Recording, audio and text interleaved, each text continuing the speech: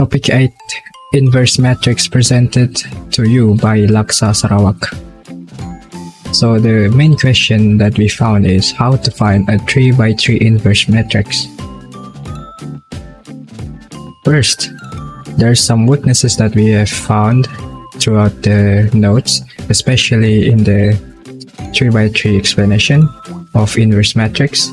So first, the explanation may be unclear where misexplanation has occurred, and because it is too detailed that it might be a bit confusing. For example, there is a duplicate on A32, which is not a big issue, but it can mess up the formula. Second weakness that we found is a determinant problem in the note. The final answer is 1/17, where the actual determinant that we found was actually, the real answer was 1/22. Now that we've identified our matrix, we need to move on to the first step of finding its inverse, calculating the determinant. Right now we are working with matrix A, which is 1, 2, 3, 0, 4, 5 and 1, 0, 6. The determinant is a special number that tells us if inverse even exists. If the determinant is 0, then it's not an inverse matrix. Well, let's see what we got here. To find the determinant of 3x3 matrix, we use the top row and expand it. We take the first element 1 and multiply it by the determinant of the 2x2 matrix that remains when we ignore its row and column. Then we move to the second element 2, and remember the pattern, plus minus plus. So we subtract 2 times its remaining 2x2 matrix, and finally we add 3 times its remaining 2x2 matrix. As you can see in the blue box, that's how the equation will look like. And for the first part, we times 4 times 4 times 6 is 24, and 5 times 0 is 0, so we have 1 open bracket 24 minus 0 close bracket. And for the middle part, it's 0 times 6, which is 0, and 5 times 1, which is 5, that gives us negative 2 open bracket 0 minus 5 and close bracket. And for the last part, it's 0 times 0, which is 0, and 4 times 1, which is 4. That gives us 3 bracket 0 minus 4 close bracket. So let's simplify those numbers, which is 24, and negative 2 times negative 5 is 10, and 3 times negative 4 is negative 12. We add them all together, and the final result is 22. Since our determinant is 22 and it's not a 0, we know this matrix has an inverse, and we can proceed to the next step.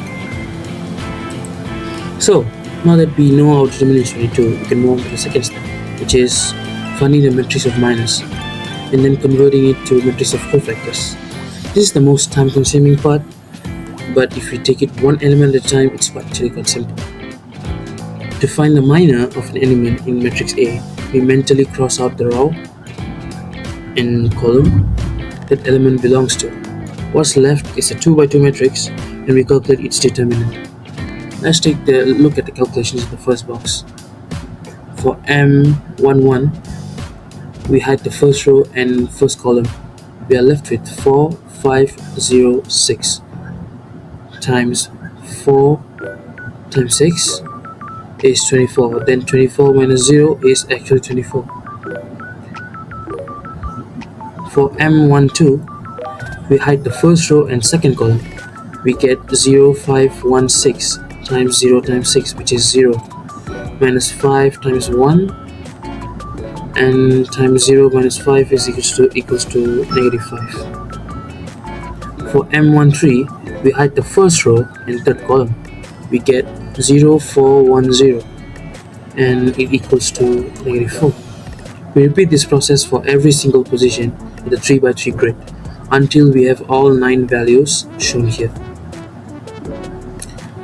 Once we have our matrix of minus, which is the matrix 24 minus 5 minus 4, 12, 3, minus 2, minus 2, 5, 4.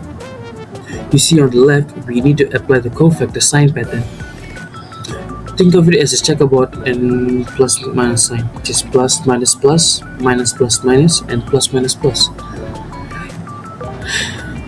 If the sign is a plus, the number stays exactly the same. If the sign is a minus, we need to flip the sign of the number, change positive to negative or negative to positive.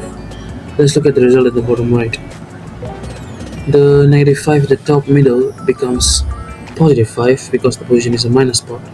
The 12 in the middle left becomes negative 12. And then negative 2 in the middle right becomes positive 2.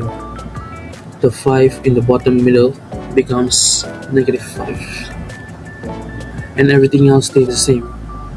This is our final result for the matrix of cofactors. Thank you, my friend John. So I'll be expanding on the third step, which is find adjoint matrix. So first, how do we find adjoint? It is very easy. You just have to transpose the cofactor matrix that we have found earlier. So how do we transpose is easy. First, we have the matrix, cofactor matrix, and we list it out. So we label the first row and the first column and swap between them. For example, the first column moved to the first row and the first row moved to the first column, just like shown. And now, in a smaller scale, we can see 2 and negative 5 here that hasn't been swapped out. So we can swap those two out and it'll turn into like this.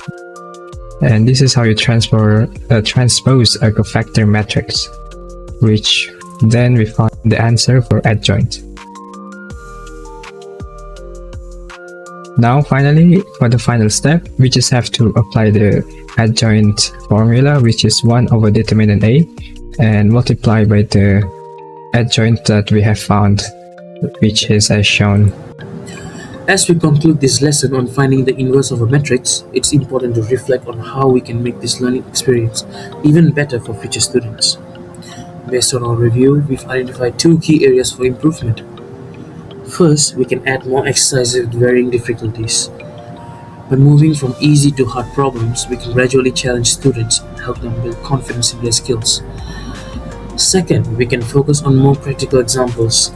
The goal is to use less dense text and instead rely on clear visual explanations.